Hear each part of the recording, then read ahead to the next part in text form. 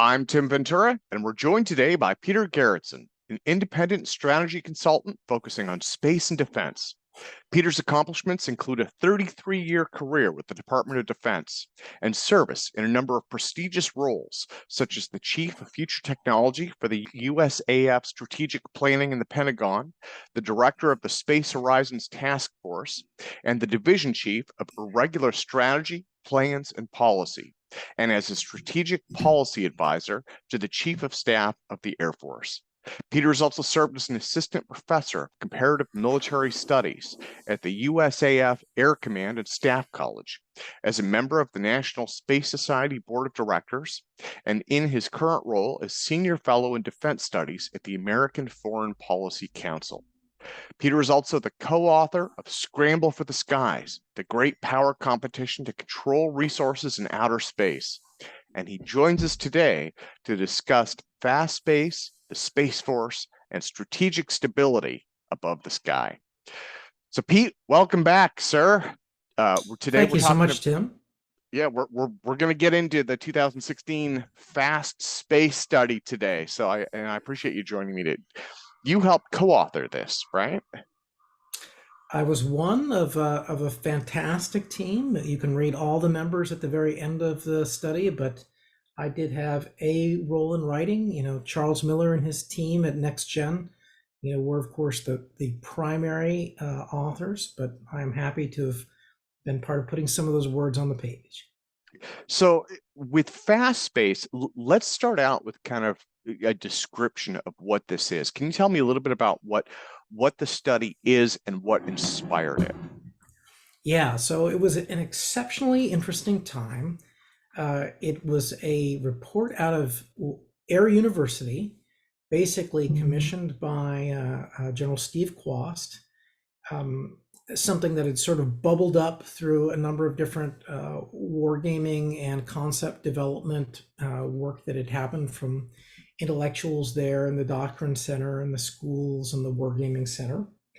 And it was a report that was deliberately meant to inspire action at the highest levels of our government.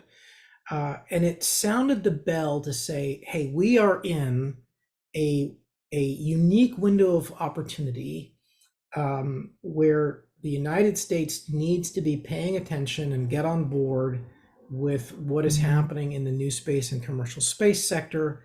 And it outlined a plan for how the United States could take advantage of this moment of opportunity, and specifically, things that are part of our, part of the discussion, both on commercial and military space today, of very large low Earth orbit or proliferated constellations, as well as reusable launch vehicles. So that's probably a good place to start.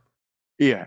Well, so General Kwast, he actually wrote the introduction to this report, and he was also a major proponent of the U.S. Space Force. So I guess I should jump into this and say, was this study related to the Space Force? And were there any key contributors, as well as visionaries that helped make the Space Force a reality, I guess? So absolutely on all scores. Now we have to remember the timing of this, right? So this report came out in 2016. The Space Force became the Space Force at the very end of 2019. Many of the players, certainly myself, Dr. Coyote Smith, Steve Kwast, who were, sort of a core of people advocating for the Space Force, were part of this study. Now, this study sort of predated. Now, Smith and Zarnick and myself, we'd already started thinking about and planning how we would get to a Space Force, but we thought it was going to be, at this point in time, still sort of a long process, a long natural process. And I would say that, and you can see from the tone of this report that General Kwast and pretty much everybody else still believed that the Air Force was sort of the right place to develop military space. And it was really only after the report sort of seemed to fall on deaf ears within the Air Force that the Air Force didn't seem like it wanted to make a big move at this key opportunity in time, that it sort of changed the minds of folks to say maybe the United States can't pursue strategic advantage in this in the current bureaucratic construct. Maybe we really do need something entirely different. And although, and I'm sure we'll get to this later, that the Fast Space Force has many different, spin-offs. Many of the things that it recommended have in fact happened. They did not always happen in a direct way and in the way they were hoped for in the Fast Space study itself. Okay. Well, I want to turn, you mentioned this too. I want to turn the clock back. This was a period in time, I guess. And when you and I first met back in the early 2000s, space it seemed like it was languishing in many ways. It seemed like it had been languishing for decades. NASA had the shuttle and we had the ISS, and it was just day to day, and we didn't see a lot of forward movement. And in 2016, when this came out, I think there were a couple of elements to this for me that were really interesting. One of them was, we had the X Prize in the 2000s. That was, and that inspired SpaceX and Blue Origin. And I think those were big headline makers. Mm-hmm. And then I was less aware of this. I think that the average person in the public was, but there was also, there are about 100 private sector satellite launches per year. And so the private sector actually has a lot of growth in that area. Were these kind of the driving factors that made that the right time and place for this report? Well, so harking back to our last podcast, right? You had a number of players that had been involved in Sustain, that had been involved in the 2007 Pentagon Space Solar Power Study. You had folks that had been involved in pushing in one way or another, behind XS1, Just Monable, who you'll see, one of the names at the end of the report, had been back at AFRL. He'd been pushing an RLV concept. He was very aware of what the private sector was doing. AFRL had been floating this idea, of reusable access, and Air University had played a war game, more than one war game, examining, what could be the utility of such a vehicle. And I think I talked last time about Gabe Arrington and this discussion about this global response capability with RLVs. And then what really kicked off the study was the successes of both Blue Origin and SpaceX, or the near successes, probably when we started, of attempting landings, and seeing the vibrancy of our commercial sector, as well as hearing about what OneWeb and SpaceX and others were thinking about, just in their initial satellite constellations, which of course has become, real for Starlink and for Planet and others. But, it was really this, for us with our ears to the ground of where are the changes coming? Whereas others were very skeptical that they were going to achieve something that the government had failed at in reusability, and others were very skeptical that reusability was something that I would say there were two very, very different communities with very different experiences, right? And so you had, on the one hand, sort of the mission assurance culture that had grown up believing that rockets were very, very hard, and their attitude would be like, why would I want to buy a used Chevy? That reusability was in some way a compromise of the best that you could have, and a huge skepticism that reusability would ever be truly economic or useful or safe to the mission. The other culture, was one who started with what's called the O'Neillian vision, that space needed to be opened up as a frontier to a much broader segment of the population, and that the fundamental building block to making ambitious things in space happen was reusable and affordable access to space. And so, the efforts of both Elon Musk and Jeff Bezos are aimed deliberately at that O'Neillian vision of opening up space. And those of us, and I should also say, like, what was going on at Air University. So there were a bunch of really, really dynamic thinkers that seemed to just find themselves in an orbit around General Kwast. General Kwast was very personable and very open, and he had this gift to get young officers to just move on their own initiative and momentum, and to be very supportive of that. So, I mean, there must have been, more than 20 individual, great thinkers across Air University that were all working on diverse sets of projects, and several of them, probably 6 or so, were involved in this specific project. But General Kwast was probably the most open general officer I knew to accepting ideas and change, and he had a very dynamic officer in the doctrine center that was pushing for new ideas. He had people who had ideas and wanted to move them forward, and he was very good about taking this in and integrating them, and then putting wind in the sails for that. And one of the things that that I had done at the time was I had sort of started this Space Horizons Research Task Force, which had net assessment sponsorship, to sort of think about what space power would be like. You have to remember that a few years earlier, not really a few years earlier, 1 year earlier, we had passed a law saying that Americans who recovered asteroidal resources would have the rights to those resources. And we had 2 companies at the time, Deep Space Industries and Planetary Resources, that were thinking seriously about asteroid mining. And I was very interested to see how, what would that mean for us? So, we had this virtual think tank and research task force that was connected with an elective I taught that was trying to imagine what would space power be like in this time frame. And we were having conversations with General Kwast about that, about space solar power, and in particular about the ability to access space, for much lower cost.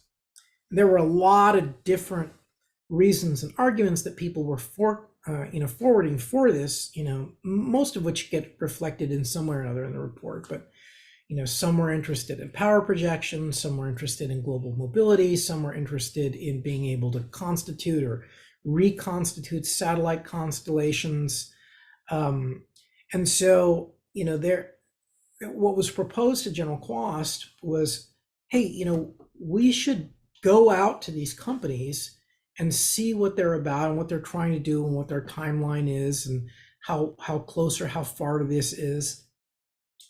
And we did. So General Kwast, went and secured some funding from headquarters for this study, secured some official sponsorship from a sympathetic party at headquarters. And at that time, he had had a excellent relationship with the previous undersecretary and secretary of the Air Force. But unfortunately, this report came out after the change. And Heather Wilson was, deeply, she was less than enamored, I think, with this report, and she was utterly against, a space force, and so that unfortunately didn't work out well for anybody. But that internal squabble certainly caused many people to conclude that the Air Force, as the Department of the Air Force, was not going to make the right decisions to forward space. And I think that led many to conclude that, we were going to need a separate Space Force. Well, Pete, I mean, this is the part where I owe you a debt of thanks. I think the entire country owes you a debt of thanks. Certainly, we owe General Kwast and all of the people who were involved with this our gratitude. And the reason that I say that is, as Americans, we have this cultural history of speaking truth to power from the outside, right? I mean, that's how our country started. It was people rebelling against those external authority figures. And in many ways, that's still ingrained, as Americans. But people tend to view the government, especially the military, as this big monolithic entity. And I think that they don't realize, mostly because they're not aware, that, there are different groups of people within government. And one of the things that I became aware of was Fast Space, and again with General Kwast, this group of people that you were involved with, that he was, leading in a sense, was really pushing forward for something where they said, okay, that the time is right. This needs to happen. We have a window of opportunity. We have competitors, right? We have China and Russia. The time is now, and this comes after decades of again things languishing. So thank you, sir. Thank you. I mean, and I know that probably sounds kind of cheesy to say that, but I think that's a very true statement. So would it be fair to say then that Fast Space was almost kind of the pinnacle of all these different converging factors? I mean, you mentioned several different technologies, this uptick in private interest or private space commerce and public interest.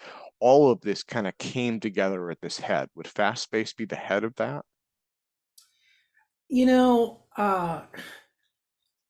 In the sense that there were these multiple waves coming together, this was a recognition. Well, here's what I would say is, like, certainly I don't think the team members were the only ones to think about this, but this was really a public consistent document that really argued that there was a substantially different way that we could and should be doing things, and that it required some sense of urgency. I think that others might have taken a more wait and see approach, like, well, let's see if they can actually do it. We were definitely of the opinion that it's just too dangerous for American advantage to take a laissez-faire attitude, that this requires active encouragement.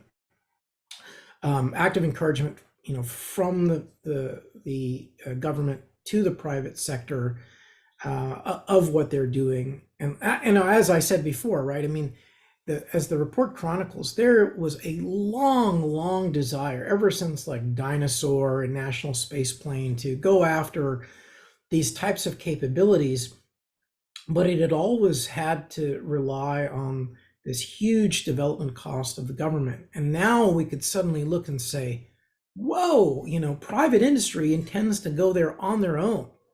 Is there a possibility for us to facilitate them to get in the game? What might that allow? And it really, this report took seriously what I think many did not take seriously, that you could have a significant reduction in launch costs, that scaling was possible, that there really were untapped markets, that we could suddenly go from, like the Space Force today is just, 77 satellites, to, hundreds of satellites. And in fact, when the Space Development Agency comes on board, I want to stick a pin in that, it will be bringing 120. And so, whether or not it was the apex, because in many ways, industry has continued to move farther and faster. And I think, like, one of the places in which we undershot was, we certainly were very strong in the report that the right answer for what was at the time the U.S. Air Force is a two-stage to orbit vertical takeoff and launch vehicle. We were clear that we think this has the greatest utility, but I don't think most of us were envisioning what was at the time big BFR, or what has become Starship. I think we were all thinking that there would be an intermediate step in between. And I think, honestly, all of us remain in awe, of just the massiveness of Starship. Yeah. No, but yeah, what SpaceX is doing is impressive to say the least. So, a big factor, and you touched on this, was increased access to space through cost reduction.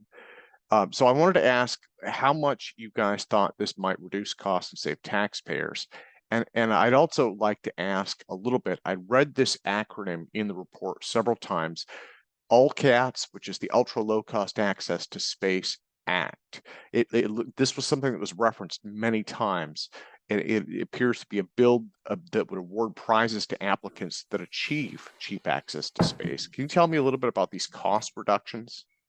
Yeah, so, we'd have to go back. I believe that we have met or exceeded the 3x. So we thought that 3x in the near term and 10x in the longer term reduction in cost were achievable. And I believe over what we were paying for national security space launch. And remember, at this point in time, SpaceX, was still, having to sort of sue to launch anything, and we had not taken the step to, launch anything on a reusable launch vehicle. All that happened, sort of later. But the we were spending, I want to say an awful lot for an Atlas or Delta 4, and certainly Falcon 9 has reduced that, precipitously. And if SpaceX achieves its goals of 10 million for Starship, then it way overshoots the 10x reduction that we thought. But in essence, what many people misunderstand is that they assume that that it's expensive to go to space because rockets are expensive. But in reality, rockets are not more complicated than cars or airplanes. They have sort of similar numbers of parts, working parts, right? But what distinguishes them is that when you produce something in mass volume, the cost for those individual parts goes down. And when you produce, you have to have a factory and tooling and a workforce, right? Well, if you can use that factory and tooling and workforce to build many things, that cost gets what's called amortized. Whereas if you build it only once, and SLS is a good example, right? You'll build one SLS per year or per every 2 years. And that means that you have to continue to pay the standing army of people over those entire 2 years, just to produce one thing. Well, for both satellites and launch vehicles, if you can produce multiple of them, or you can refurbish multiple of them, that retires what's called your fixed costs. But then you realize that, even as big as rockets are, it isn't their fuel. Their fuel is like, 5% or some tiny amount of the cost, which means that most of the rocket's cost is in what you are expending. So if you move to reusability, first stage reusability gets you like most of that. And then, ultimately you can, I think it's something like 80% and then another 30% or something for the upper stage. Well, once you're able to reuse the same thing over, it asymptotically approaches the cost of fuel, which is not a lot. And in fact, the energy costs of getting to orbit are about the same as the energy costs of flying coast to coast. So, the potential reduction in cost is quite staggering, but it depends on, first of all, going after reusability. And then once you have reusability, having a large enough, market to require frequent launches. Now, SpaceX has been really smart about vertically integrating that so that they are their own, the Starlink provides the reason for them to continuously launch, and then they get revenue, from both. But this was part of what we saw, was that, look, it really looks like we are on the cusp of full reusability, and the government, has the ability to tip the scales and make this go faster. Yeah. Well, let me come back to something you just said. So in terms of when it asymptotically approaches the fuel costs, and the cost is similar to what it costs to fly coast to coast, from what you're describing, and you'd also talked about a virtuous cycle of reinforcing growth in markets, innovation, and investments.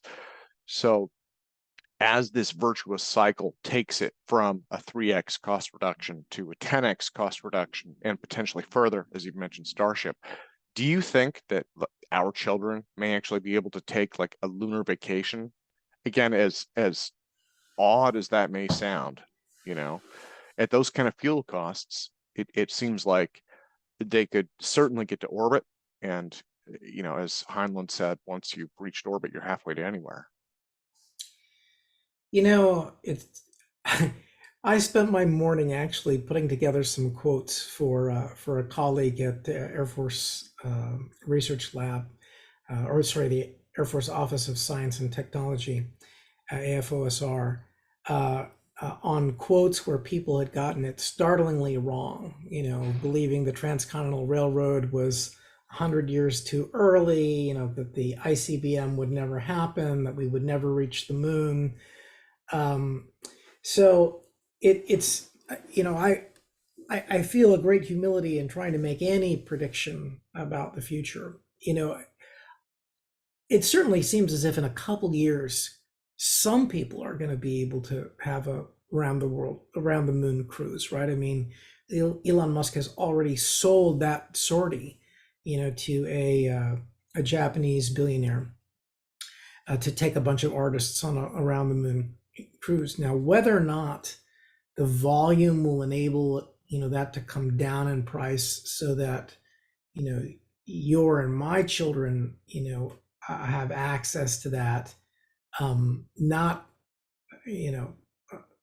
assuming that none of them will be billionaires. We can cross our fingers on that.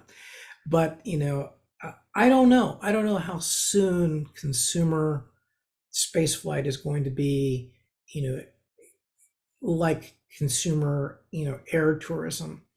But I will tell you that that was part of what was going into the thinking on this report, because we knew that this was part of what was the thinking of the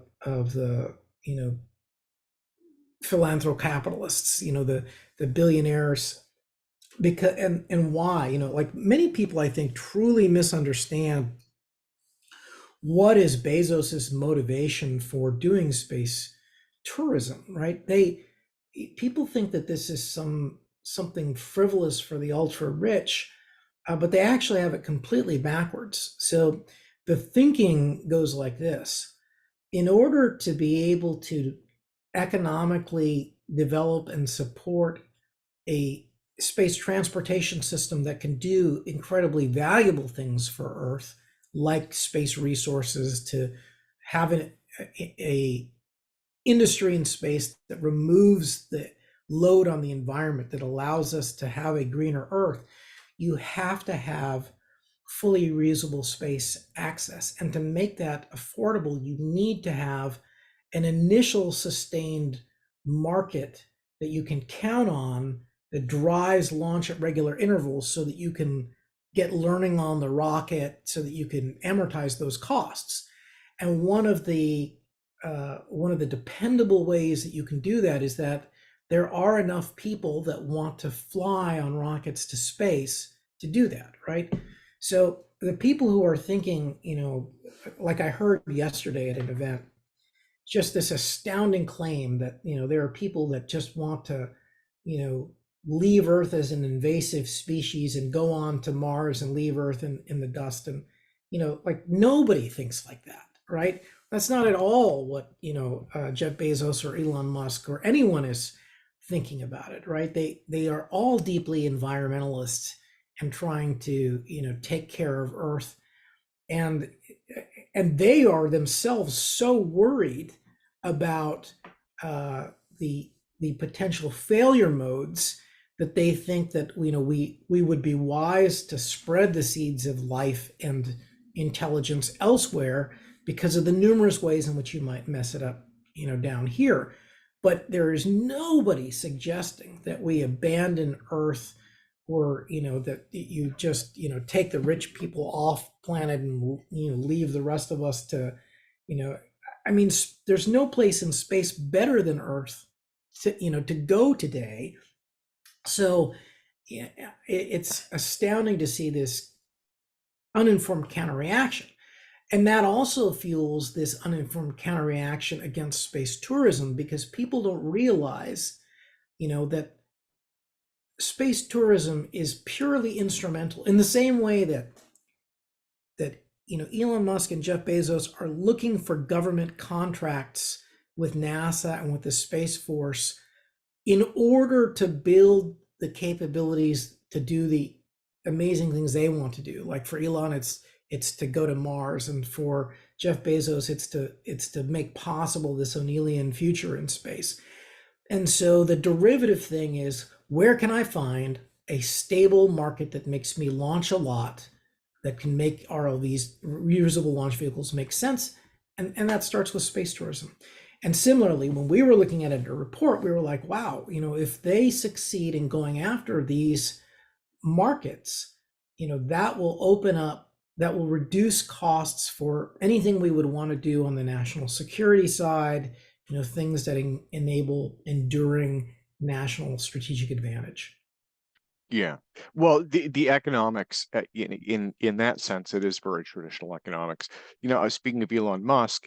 So as a personal example, this year I bought a Tesla Model 3, and it's one of those things where when they first came out, just like everybody else, like every other person on the planet, I'd heard about Tesla. I was like, wow, those are amazing. They're so awesome. I want one of those.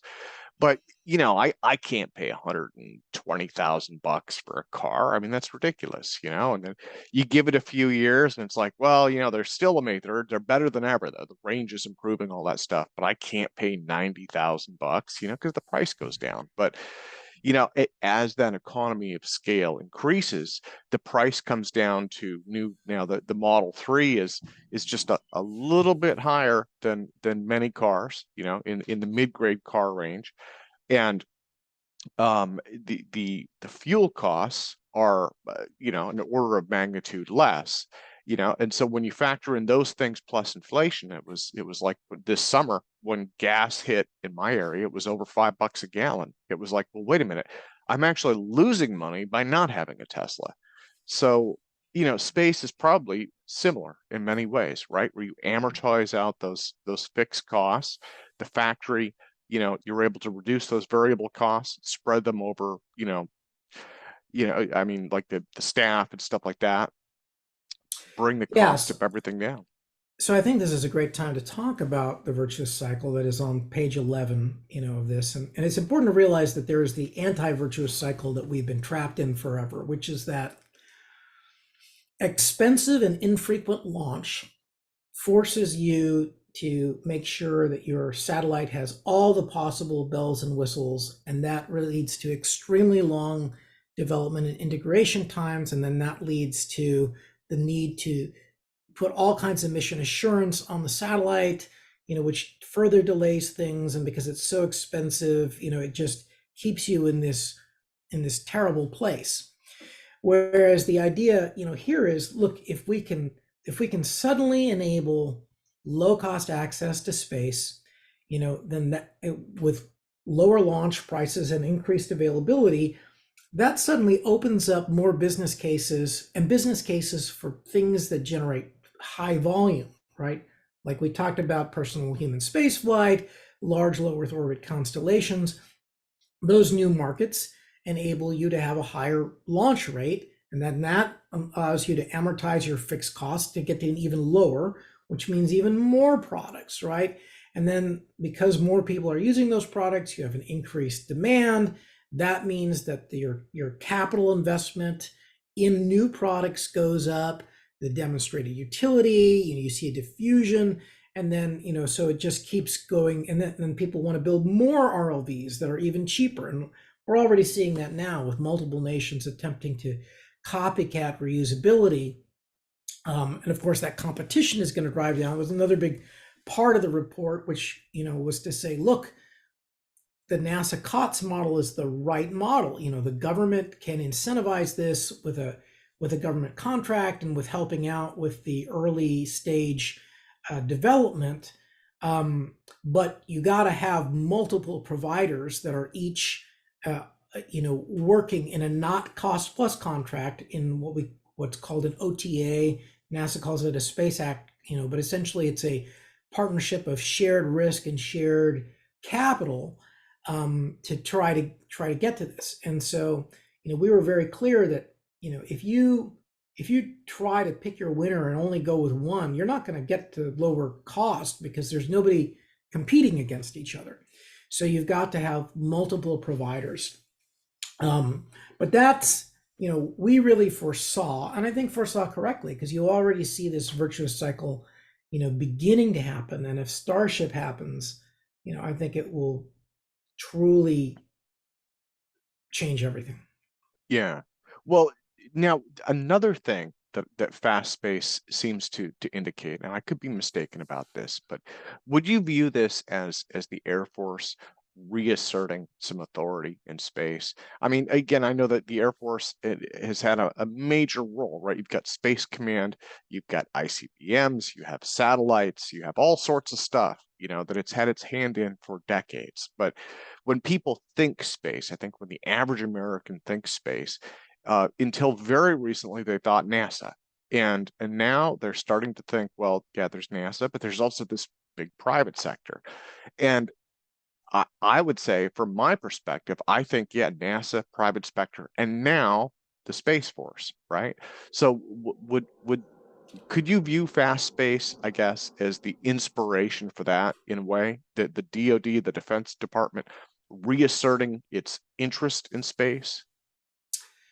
So I don't know that it's reasserting its interest in space. I would say that it was really a small kernel of people reasserting that space could be absolutely central to national advantage, right? So this is certainly a space power advocacy document, right?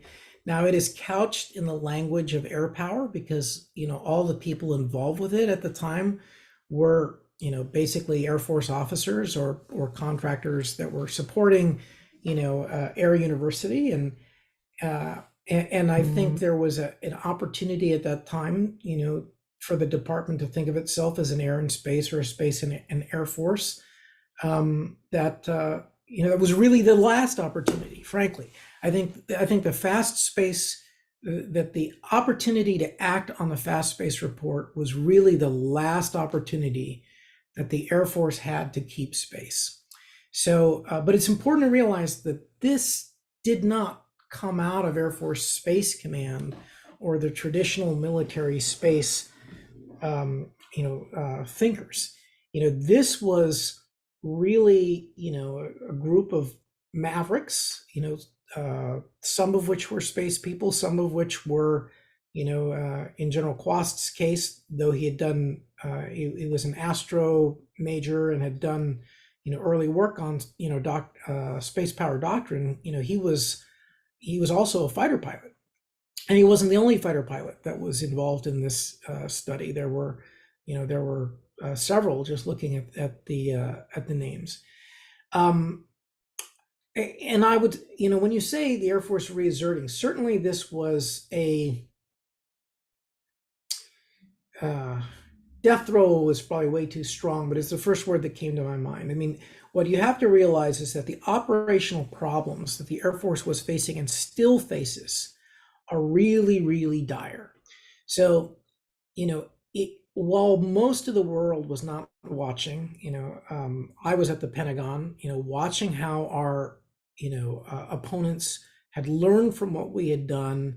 We're building these anti-power projection, anti-access, area denial strategies, really pushing out their uh, uh, sort of two things, right? So on the one hand, they build these bubbles of anti-aircraft missiles and guns that make it difficult to penetrate. And on the other hand, they developed highly capable, medium range, intermediate range conventional missiles that could strike air bases on the ground, and a suite of things that could strike, airplanes at very long distance, and just a bunch of cruise missiles and then some hypersonics. And this means that forward bases that the Air Force depends upon and our tankers that the Air Force depends upon are extremely vulnerable, and it pushes back farther and farther the range at which the Air Force can be effective. And so, certainly, people who had, like General Kwast, had been part of our quadrennial defense review. He had looked very deeply, at the problems that the Air Force was going to have with power projection. As were others, thought that this offered something truly disruptive and cost imposing that, was worth looking at for the Air Force. Then you had, other folks that saw these changes principally in terms of geostrategic advantage, that once you had low cost access to space, you had access to, trillions of dollars of materials in space, and, a billion times the energy, and that could inherently make the United States, be more powerful due to the economic payback of that. So there were many ideas in this, report, but I don't think that it was it was not an assertion either from the Air Force or from Air Force Space Command. This was really this appendix of Air University, that was attempting to look at things from a much more strategic level, attempting to get the Air Force to do the right thing, to look at space more seriously, to solve its own problems. And in that specific instance, the report failed. It failed to get the Air Force motivated to do that. But then, when we finally talk about spin-offs, you'll see that basically almost everything that the report asked for, predicted, has happened or is on the way to happening. Yeah. Well, why don't we go to that next? We'll wrap things up by asking about spinoffs, because, it led to many other things. Fast Space, as a report, I realized it didn't achieve, I think, what this group of rebels, as you've described them, were hoping for. But, many of these things that were associated with it seem to be moving forward. So what would you say some of the victories of Fast Space are? Well, so, we had suggested that internal to the Air Force, we had a new space development office, a purpose-built organization to go after these capabilities, right? And really, there were two specific capabilities that we wanted to go after. One was a proliferated low Earth orbit constellation, and the other, was to forward fully reusable two-stage to orbit launch. Now, internal to the Air Force, that definitely did not happen, but OSD and the administration did decide to set up what's called the Space Development Agency, that at least does exactly half of that, right? They have built the proliferated low Earth architecture. Similarly, the report envisioned, a number of standards and this interoperable, system of different satellites and payloads. That has become the Air Force Research Lab vision, or really the entire Space Force vision, of what's called the hybrid space architecture, or what is called the outer net. In by the way, I should put in a plug. Just yesterday, the Space Force, DIU, and Air Force Research Laboratory released the State of the Space Industrial Base, which I helped edit. And you will see, quite a bit of continuity in vision, I think, between the Fast Space report and, what is in the. So then other things that came out of this, the approach to how you would pursue launch, using OTAs, using multiple competition, did seem to become part of our national security space launch, revision. And in fact, the person who had managed that actually had been at Air University during this time. Then I think you see, this whole idea of speed being important. That's part of SDA. That's part of all the efforts with what became SMC 2.0 and what's being asked, by Congress and others of Space Force acquisitions. You could also say that in many ways, what the Defense Innovation Unit (DIU) is doing, is very much along the lines of what was recommended. They are almost exclusively other transaction authority or OTA. They're one of the biggest promoters of this engagement with the commercial industry and hybrid space architecture talked about in the State of the Space Industrial Base. The recommendation that we needed to do this strategic, shaping, you can see a lot of that even now in norms and rules and, the attempt to reform, our entire system of licensing. And then, you'll see, in the report discussion on things like space-based radar out of this. And you see this year folks talking about on the Space Force about putting like a ground moving GMTI type of a capability in next year's budget. And then probably where you thought this was going and where it is going is two different programs. So the United States splits responsibilities in terms of operations and operations planning into its combatant commands and into resourcing into its services. And so the Space Force through AFRL does have a program called Rocket Cargo to explore exactly the kinds of capabilities called for in this report. And then specific to transportation, the U.S. Transportation Command, U.S. Transcom, has a space transportation effort to study how those would work. And then, of course, as we've already discussed, probably the major spinoff of this report ends up being the Space Force itself. Yeah. Well, sir, on that note, thank you again for your time. Thank you for your many years of service and your continued service.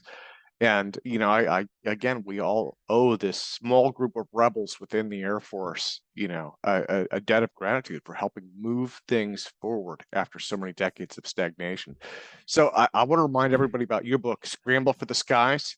And then you have the podcast also, right? The Space Strategist podcast and your website. And I'm going to put links to all of this in the notes. So I think your website, spacestrategist.com, right? That's right. Well, you're too kind. Yes, the book that I co-authored with Namrata Goswami is Scramble for the Skies. And it actually started in the same time frame, with the sponsorship of General Kwast and others, to look at gray zone competition in space and to specifically look at how space resources might affect the future balance of power. And it's got it all, including sort of an alternate history of the Space Force and how and why it was actually founded. Wonderful. Thank you again, sir. Thank you, Tim.